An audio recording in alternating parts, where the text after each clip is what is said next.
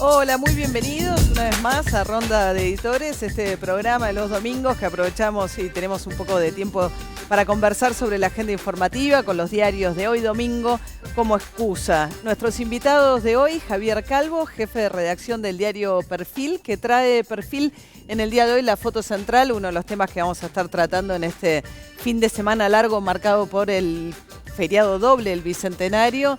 Dice, el Bicentenario fue una fiesta, la foto de todas las autoridades allí en Tucumán, que fue el epicentro de las celebraciones, y habla un poco también de economía, ¿no? Dice, empresarios ven el peor momento del año, pero tienen optimismo récord. También con nosotros Facundo Landívar, secretario de redacción del diario Clarín. Clarín toma parte del discurso de Macri en Tucumán, haciendo énfasis en la herencia.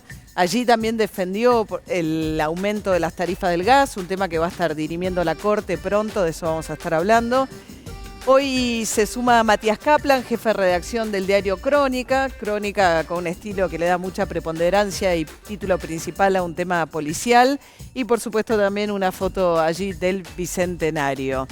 Y esta semana hubo un hecho muy repudiable, lamentable, que tuvo que ver con la irrupción de una patota en Tiempo Argentino. Quisimos por eso invitar además una vez más a Adrián Murano, que es el jefe de redacción de Tiempo. Vamos a estar conversando de lo que ocurrió en la redacción de Tiempo y todo lo que lo rodea, Y por primera vez aquí a Ronda de Editores, en algo que esperamos que se haga costumbre, una colega que es de un diario que no se edita en el área metropolitana, Irene Benito, periodista de La Gaceta de Tucumán, un diario que por supuesto ha hecho eje en lo que fue los festejos en el día de ayer en Tucumán. ¿Cómo andas, Irene? Bienvenida. Muchas gracias, María, por la invitación. Bueno, ¿cómo estuvo Tucumán? Bueno, como dice la tapa de La Gaceta, fue una fiesta. Realmente vimos la recuperación del espacio público con un sentido patriótico, vimos a la gente volcada a participar de los acontecimientos y eso, llevando la bandera argentina, llevando enseñas que son de todos y que de alguna manera marcaron un contraste para nosotros impactante respecto de lo que habían sido por lo menos los últimos 10 o 12 festejos del 9 de julio, ¿no? O sea, se trataba de actos políticos con una muy fuerte impronta partidista y bueno, eso en esta ocasión desapareció y vimos realmente que la gente se sintió invitada y participó. Bueno, vamos a estar charlando también, Alguna polémica hubo también en Tucumán respecto a los invitados y demás. Nunca faltan las polémicas. Nunca faltan. Bueno, Adrián Murano, una semana muy intensa. Adrián, después ya en el segundo bloque nos metemos de lleno con este tema, pero ustedes han estado muy tomados. Hoy hay una nueva edición de Tiempo Argentino Especial, ¿no? Sí, una nota de Juan Diego Britos y Roberto Parrotino que descubren que la patota que irrumpió en Tiempo Argentino, 3 días después de esa irrupción, fue premiada con una renovación de la habilitación para trabajar como personal de seguridad, premiada por la Dirección de Seguridad Privada de la Ciudad de Buenos Aires, un hecho realmente grave y otros elementos más en relación a esto. Sí. Vamos a entrar de fondo a todas las ramificaciones políticas también de lo que está pasando ahí con Tiempo Argentino. Matías, ustedes Crónica hoy van a fondo con un tema policial en el título principal, ¿no? No nos olvidamos de un tema que le preocupa mucho a la gente, que es la inseguridad. Un robo que hubo en la línea 91, desvalijaron a todos los pasajeros, hasta le roban la pistola reglamentaria a un policía y después se tirotean con otros efectivos, 1 muere, 2 se dan a la fuga. Bueno, un terrible caso de inseguridad que también reflejamos, hacemos hincapié en la edición de Crónica, ¿no? Claro, porque tema tarifas, ¿no, Javier? Tema económico, ustedes lo toman también, es un... Sí, es uno de los temas que ha sido clave, viene siendo clave primer semestre, segundo semestre, todos los semestres parece. Y la preocupación, más allá del tema tarifario, tiene que ver con lo que va a venir, y ahí nosotros estamos dando una encuesta entre CEOs de empresas, que es un punto de inflexión, claramente, porque es el punto más bajo de lo que ellos cuentan de pesimismo en cuanto a la situación actual que se vive, pero es récord en cuanto al optimismo que tienen para lo que va a venir. Un poco a tono, tal vez, con lo que plantea el gobierno y particularmente el presidente de la Nación. Que en Tucumán hizo énfasis sobre la herencia, ¿no? Evidentemente en un momento además que se discute qué va a pasar con las tarifas, le han frenado el tarifazo de gas, la justicia en todo el país. Y ustedes hacen un poco ese foco en la tapa, Facundo, en Sí, Clarín hoy. yo en lo personal no sé si fue el mejor discurso de Macri, no estoy tan convencido de que en un acto histórico tuviese que ir por ese lado. Me parece sí de todas maneras que el Bicentenario nos ha marcado en estos 2 días la agenda a casi todos, tanto en Clarín como en otros diarios. Cada uno va según su propia agenda, pero hay una sensación de la dimensión histórica del hecho, ¿no? 200 años de la independencia argentina fueron muy marcados y muy centrales para nosotros, como vemos en la tapa. Sí, en redes sociales se rieron bastante de una de las frases, ¿no? De que haya dicho Estaba angustiado. que estaban angustiados los patriotas, ¿no? Sí, hubo algunas alusiones a cuestiones psicoanalíticas, ¿no? Como diciendo que se metió más allá de lo que... Como que se fue, bueno, que se puede haber excedido en esta consideración. De todas maneras, es poco lo que se sabe sobre los congresales de 1816, en parte porque las actas de las sesiones públicas se perdieron todas, incluso el acta original de la independencia. Entonces es muy difícil entrar no ya en el psiquismo, sino incluso ver la correlación de fuerzas que existían en el Congreso, ¿no? Psicoanalizando, perdón, al presidente, podríamos decir que pudo haber hecho una proyección respecto a la angustia. La angustia, ¿no? Tal vez. Bueno, de hecho se lo decía al rey de España. Al rey emérito, Exacto. ¿no? Bueno, que ahí hubo mucho también, ¿no? Que por qué no hubo ni un solo presidente latinoamericano y en cambio la presencia internacional más importante fue la del rey emérito Juan Carlos, ¿no? Para mí fue un error por ahí haberlo invitado. Hubo mucha gente que no fue por este tema y se armó una polémica en cuanto a si era conveniente o no la invitación del ex rey de España, ¿no? Claro, porque ahí tengo entendido que no desfilaron los pueblos originarios Sí. en protesta por la presencia de, ¿no? Hubo una participación de una formación, ¿no? Con la que incluso se presentaron con la bandera huipala. Da la sensación, por lo menos desde Tucumán, que el Bicentenario cayó en un momento incómodo, en un punto. ¿Por qué? Porque antes de 2016 hasta 2015, con toda la sucesión de elecciones que hubo, y esto postergó tremendamente la organización de los festejos de ayer. O sea, estos festejos se terminaron de cerrar, yo diría, en los últimos tiempos y en las últimas semanas. O sea, hubo una sensación de improvisación importante, y creo que también a eso puede haber contribuido el no haber dimensionado lo que quizás esto podía ser o significar y no haber puesto más énfasis en traer, ¿no? Representantes de países extranjeros. Igual la ausencia de presidentes extranjeros, sobre todo de América Latina, no tiene que ver con, me parece a mí, con esta demora en la organización, sino con, voy a usar una frase que se usó mucho, con una Argentina aislada del mundo. No, digo, una Argentina que está por lo menos en cortocircuito con la región. En el 2010, cuando fue el bicentenario del 25 de mayo, en muy pocos días se coordinó la llegada de casi todos los presidentes, por lo menos los del Mercosur seguro. Eso es lo que llama la atención. Y tiene que ver con esta situación dual, me parece a mí, que está llevando la Cancillería Argentina, el gobierno argentino, respecto a su acercamiento con la Alianza del Pacífico, sus cortocircuitos dentro del Mercosur y una orientación claramente europeísta y Estados Unidos, que tampoco mandaron a nadie. Hay que decir que no vino nadie, no es que no solamente no vinieron de América Latina. Convengamos que sus aliados, los aliados de Macri en América Latina, o los países que son aliados de la Argentina en América Latina, más allá de la era kirchnerista, pero sobre todo Brasil, principal socio, está pasando por algunos problemitas. No sabe a quién mandar. No, además no queremos que, digamos, sería claro, como una señal muy confusa traer a Temer, ¿no? De todas maneras, en la discusión con el rey, me parece que es una discusión un poquito menor a lo mejor, ¿no? Y si uno pudiese levantar la vista, en Europa, en los aniversarios de la Segunda Guerra Mundial, va Merkel y participan los demás, participan vencedores y vencidos. Digo, hay un momento de donde uno tiene que pasar de la historia, ¿no? Y decir, bueno, a ver, vamos pero a la sumar. ausencia de los latinoamericanos Eso es otro fue un punto. hecho muy Eso es otro latinoamericano, punto. digamos, no es una independencia aislada, pero no sé, porque el presidente de Paraguay es un amigo personal, Absolutamente. presidente de Colombia, con Chile no tiene problema, con Uruguay ha mejorado en un punto la relación. No, pero es una cuestión protocolar, no tiene que ver con la relación personal. De hecho, en el 2010 vino Piñera, que no tenía una relación personal Sí, buena. Sí, es cierto. Está con- Piñera en la Sí, con- sí, por ahí vos decís como reflejo de una cancillería que no mira mucho a la... Bueno, a hay lo- muchas críticas a Malcorra, incluso Dante Caputo hace críticas muy seguido a Malcorra e incluso la acusa de estar más pendiente de su propia candidatura en Naciones Unidas que de llevar adelante la Cancillería en tiempos muy complejos, Claro. desde el Brexit hasta esta situación. Esto lo tiene que manejar Cancillería, no es una Absolutamente. cuestión solamente de organización artística del evento. Claro. Y acá en Capital hoy todavía en la Ciudad de Buenos Aires vienen las bandas militares, que es el otro regreso, ¿no? que novedoso del bicentenario del 16 bajo Macri, que pasó también en Tucumán, ¿no? Sí, exacto. Recuperamos también el desfile cívico-militar, pero vimos una manifestación bastante acotada de las fuerzas militares, ¿no? Realmente no fue lo de otras épocas, no hubo aviones, no hubo cañones, no hubo tanques, o sea, es No hay más plata. testimonial, ¿no? Hay una cosa interesante, las organizaciones de derechos humanos se quejaron porque en el desfile de los veteranos de Malvinas se infiltraron veteranos del Operativo Independencia.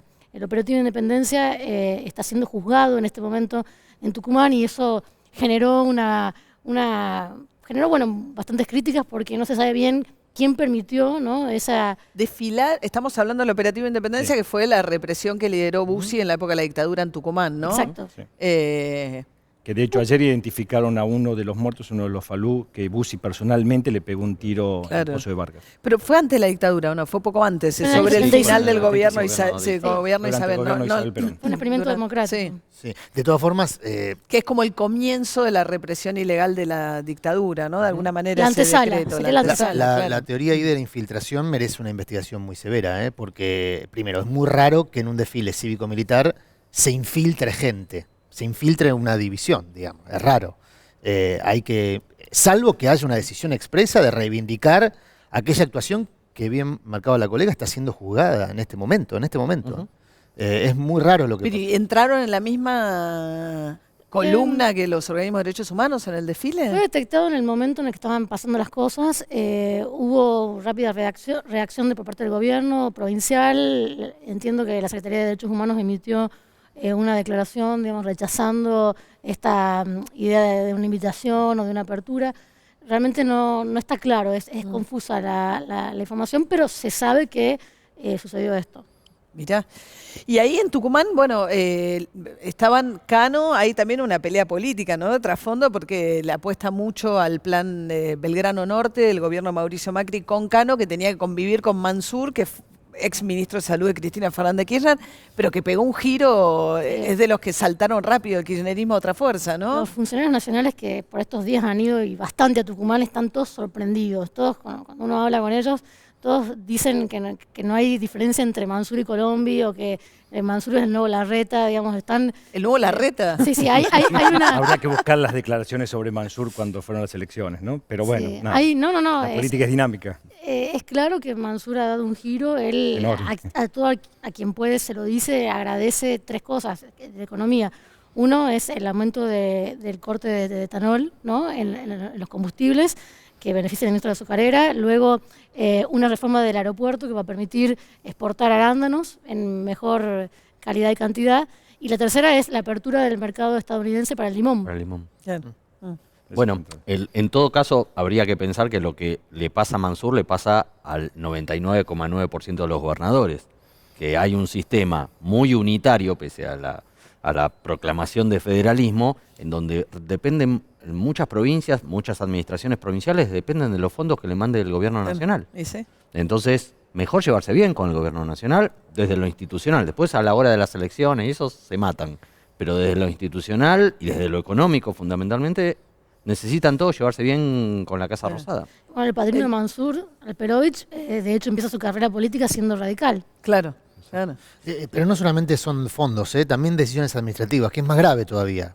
O sea, el unitarismo se rige por decisiones administrativas que deciden la economía doméstica de las provincias desde la Ciudad de Buenos Aires. Ese es un elemento... Bueno, de todas formas, perdón, el discurso de Macri, que fue un discurso, a mí me daba impresión porque en otros momentos se criticaba, por ejemplo, a Cristina Fernández o a Néstor Kirchner o a otros funcionarios por partidizar sus discursos patrios. Bueno, el discurso de Macri ayer fue un discurso partidario en un marco patrio, y el mensaje era direccionado a juntos, pero digamos, el que manda el presidente soy yo. O sea, no, más allá de la firma del acta, un hecho simbólico, no se presentaron decisiones futuras o inmediatas respecto a modificar este estado de cosas, esta situación de este unitarismo administrativo. No se mencionó nada respecto a eso. Bueno, Yo creo que él salió a bancar las medidas económicas, un discurso que él dice vamos por el camino correcto, es un discurso muy fuerte y pese al malestar social que hay en gran parte de la sociedad por el tarifazo. No le tocó en una buena fecha dar el discurso con todo lo que pasó en la semana y con el facho de la Corte Suprema. era el tema. A mí me contaron que los gobernadores, intendentes, todos los que se movilizaron a Tucumán, lo que decían es insostenible la situación, tienen que revisarlo. Bueno, la justicia estuvo el fallo esta semana, ¿no?, de una Cámara de La Plata que lo que hace es, tiene impacto nacional porque anula la resolución de Aranguren que había dispuesto el incremento, señalando que se saltearon el procedimiento de las audiencias previas.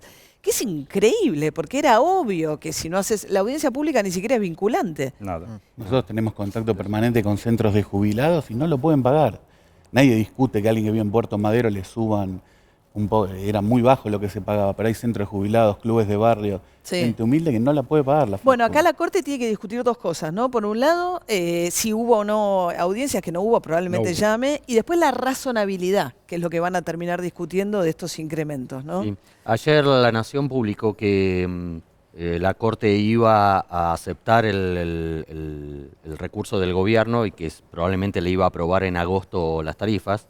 Nosotros hoy estamos publicando algo distinto, que justamente no pasa por ahí, sino que el gobierno cree que la Corte no le va a aprobar la habilitación tarifaria justamente porque es obvio que se saltearon mecanismos constitucionales, legales para aprobar el cuadro tarifario y en una de esas, esa es la explicación por la cual Aranguren fue uno de los grandes ausentes del gabinete ayer en Tucumán, que además Pero es que dio están... cierta gracia de que el ministro del Interior, Frigerio, fue abordado por TN en la calle, le preguntaron por Aranguren y Frigerio no sabía explicar por qué Aranguren no estaba. Pero no es porque le hayan soltado la mano, ¿eh? No, de hecho, ayer, no. Yo creo que lo discurso fue un fuerte respaldo al tarifazo y a la gestión de Aranguren. E insisto, a mí me parece otra decisión administrativa que afecta a todas las provincias, pero de la Ciudad de Buenos Aires, desde la Ciudad de Buenos Aires. Pero me parece que ahí el elemento central es, el martes la Corte seguramente va a decidir si toma el caso en un marco de protesta muy grande. Hay muchas convocatorias que hasta ahora vienen siendo dispersas, ¿no? Sí. Como pequeños grupos que se manifiestan, incluso vecinales. Ahora se está organizando una convocatoria para el mismo día de la Corte. Hay que ver qué hace esta Corte, porque es una Corte, digamos, Lorenzetti, la Corte es Lorenzetti, y ahora hay que ver qué hace Bueno, no sé, Rosati. ahora que entró O Rosati... sea, hay que ver qué hace Rosati, pero hasta ahora es Lorenzetti y dos más, digamos. No, y Rosenkrantz que entra después le receso a las Por ahora vacaciones de zafa invierno. de esta decisión. No, porque la Corte Bueno. tiene el martes la acordada Exacto. y entra Entra 15 días de en receso. feria, entra No, pero en el tema feria es, yo y creo que arranca el martes tiene que decidir tomarlo, probablemente lo tome. Había una especulación respecto a que rechazara el Persaltum, había una versión que había una versión, podía por eso el rechazarlo. gobierno está pensando en otra alternativa. Ahora, la pregunta es, ¿lo toma? Y en el marco social que existe, con los gobernadores diciendo, muchachos, acá hay que reconfigurar todo, con parches que se le hicieron a la resolución, está ahí Sí. ese parche del 400% inaplicable, y con un elemento del que se menciona poco, nosotros lo mencionamos en el número de hoy, que es que el señor Tesanos, que es el titular del Enargas, que debería controlar la aplicación de este 400% y de todos los parches Sí. que tuvo la resolución, viene de Metrogas. Sí, o sea, sí, los organismos hay de una control. situación de incompatibilidad en todo el organigrama de funcionarios de energía que también es muy irritante, digamos, que le agrega irritación a la situación que es Sí. irritante por sí. Bueno, ahí se explica el mayor pesimismo con Urbano, ¿no? Los sectores más golpeados, porque el tema tarifas es lo que más golpea en esa zona. Los sectores más vulnerables son los más castigados porque, y encima es muy engorroso, recibimos muchas quejas en la redacción, hacer el trámite para la tarifa social no es fácil. Para un jubilado que tiene que entrar a internet tendría que ser algo más sencillo, que lo puedan hacer un trámite para acceder a Y para al cada beneficio. servicio es un trámite distinto, no Claro, es que ahí sí. hicieron un padrón único en el cual... ¿Y el interior cómo está? Porque decían que área metropolitana era la que más iba a padecer porque éramos los más subsidiados. ¿Y qué pasó en el Bueno, norte? están llegando ahora las boletas y se ve una sensación entre asombro, preocupación, pesadumbre.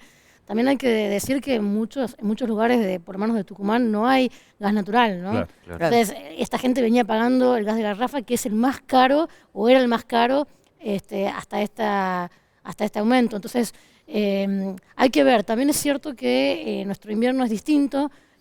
Si bien hemos tenido un otoño más frío que los otoños de los años anteriores, hay que ver cómo impacta eso también, ¿no? en el uso. Posiblemente haya algunos matices, pero sí, o sea, la preocupación existe. En el interior y en Tucumán y en el norte la desigualdad es inmensa, la pobreza es inmensa y por supuesto la inflación no acompaña para nada y la venimos sufriendo hace mucho tiempo. Claro.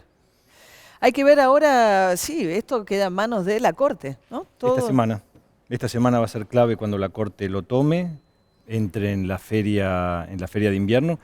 Y está todo abierto. La verdad es que, como dice Javier, puede ser, o como dice Adrián, digo, en estos momentos el gobierno dice que su mayor apuesta podría ser que la Corte lo tome, lo postergue un poco, sería su mejor salida, y empiecen a regir a partir de octubre. Pero mientras tanto, lo que dice Matías, la gente no sabe si pagar, no pagar, no sabe si la quejar. O hacerlo en cuotas, ¿no? En incertidumbre total, porque la gente no sabe si pagarlo o no, qué hacer. Las asociaciones de defensa del consumidor aconsejan no pagar. Mucha gente por ahí ya la pagó, que le vino antes la factura. Y no solamente el usuario particular, nosotros ahora estamos muy vinculados al mundo autogestivo.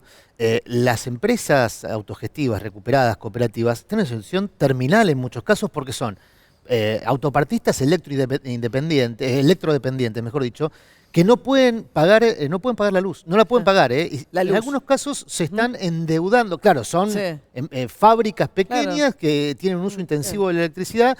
Y una cosa adicional con esto, ojo, la situación de las pequeñas y medianas empresas también derrama sobre el empleo. O sea, empresas que no pueden, porque las pymes... el principal empleador en la Argentina son las pymes. Emplean 7 de cada 10 argentinos. Si las pymes no pueden pagar un insumo fundamental de producción como es la energía, y deciden bajar la persiana, hay muchas pymes que están por esta razón pensando en bajar la persiana, no por una cuestión de la caída de consumo, que también es muy importante. Ahí hay un impacto sobre el empleo, ¿no? Bueno, cerramos con el dato de color que trae hoy Perfil, hablando de la Corte, Javier. Se casa Lorenzetti. Se casa Lorenzetti. Se casa Lorenzetti, sí. Había, la verdad, mucho nervio en la Corte por... No querían que lo publicaran. No querían que lo publicáramos, no querían que se supiera. Muchos llamados, muchos mails, gente que no durmió muy bien este fin de semana. Contá quién es la novia, si nos enteramos todos. La novia es la pareja que viene teniendo Lorenzetti desde hace unos años. De hecho, el año pasado había sido fotografiados juntos en Nueva York, que también generó mucho lío en la Corte, con Perfil. Pero se va a casar aprovechando la feria judicial para, supongo, irse de luna de miel. Es una empleada del Poder Judicial. Exacto. Más joven que él. Más joven que él, sí. Está muy bien. Está muy bien, sí, no presidente tiene de la nada de Corte, malo. pero es un ser humano. Sí, o sea que si agarra el receso judicial y se va de luna de miel. Que viva el amor, supone como que sí. Macri. Claro. Bien. Qué lindo que la gente se Que quiera, viva la como patria y dice. que viva el amor. Claro. Lo cargaban por el cierre ese también. Bueno, ya venimos, quédense ahí. Vamos a charlar, por supuesto, de la situación que atravesó Tiempo y está atravesando Tiempo Argentino. Ya volvemos.